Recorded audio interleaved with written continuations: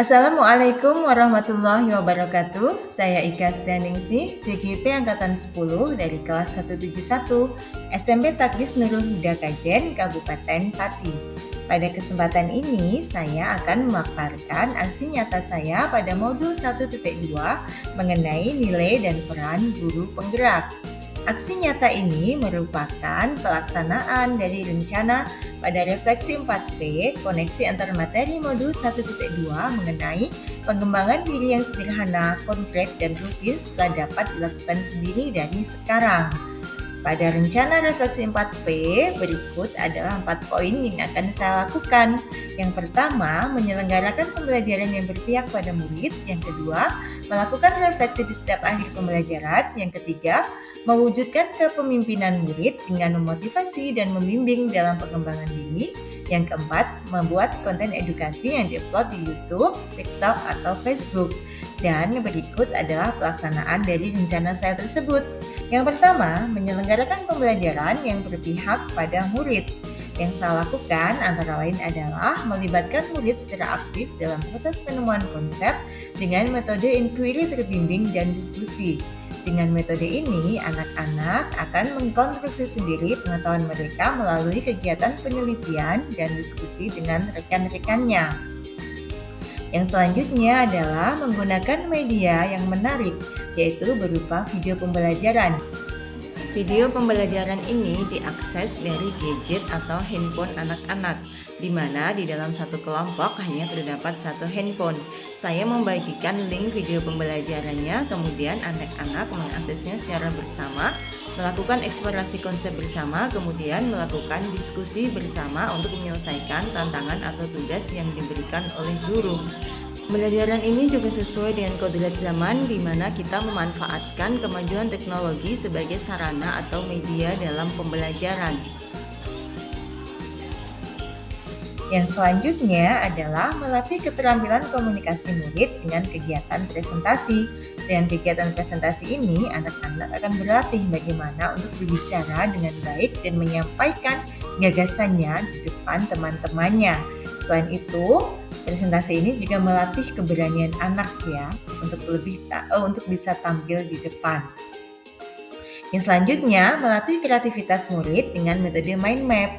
Dengan metode mind map, anak-anak akan mencari konsep-konsep dari materi, kemudian menuangkannya dalam peta pikiran yang kreatif sesuai dengan kemampuan mereka. Yang selanjutnya, menerapkan disiplin positif dengan membuat keyakinan kelas. Dengan keyakinan kelas ini akan membuat anak melakukan hal-hal baik sesuai dengan kesadaran yang ada dalam diri mereka sendiri. Dan keyakinan kelas ini juga akan membantu guru untuk melakukan manajemen kelas, di mana ketika terjadi pelanggaran atau hal-hal yang tidak disiplin, guru tinggal mengingatkan bagaimana kesepakatan atau keyakinan di awal. Yang selanjutnya adalah refleksi di setiap akhir pembelajaran. Setiap akhir pembelajaran, saya senantiasa melakukan refleksi, baik dari diri saya maupun dari diri anak. Refleksi dari anak, biasanya saya akan menyediakan beberapa pertanyaan, kemudian meminta anak untuk menuliskannya di kertas. Kemudian, refleksi dari saya akan mengajukan beberapa pertanyaan juga untuk diri saya. Kemudian, saya akan menjawab pertanyaan itu sebagai bahan refleksi atau bahan perbaikan untuk pembelajaran yang selanjutnya. Nah, ini adalah hasil refleksi dari anak-anak. Selanjutnya adalah mewujudkan kepemimpinan murid dengan memotivasi dan membimbing dalam pengembangan diri. Yang sudah saya lakukan antara lain adalah menjadi pembimbing OSN mata pelajaran IPA. Selain itu, saya juga menjadi pembimbing ekstrakurikuler penelitian.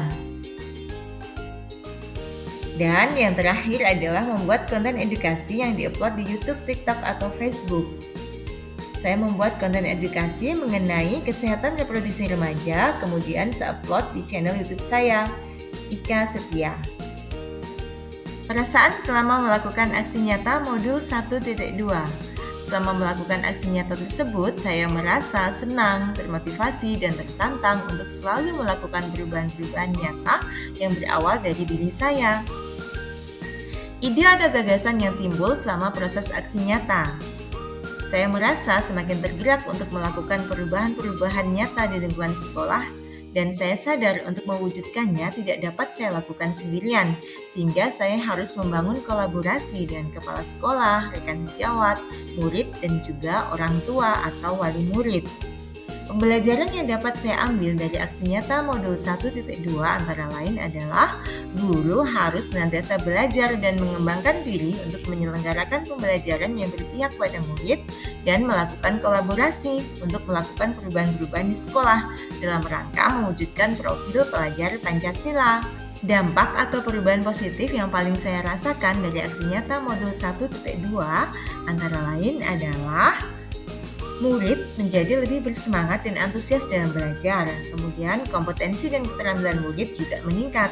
Demikian juga dengan pengetahuan dan kompetensi saya, terutama mengenai nilai dan peran guru penggerak juga semakin meningkat. Demikian yang dapat saya sampaikan mengenai aksi nyata saya di modul 1.2. Wassalamualaikum warahmatullahi wabarakatuh. Salam guru penggerak.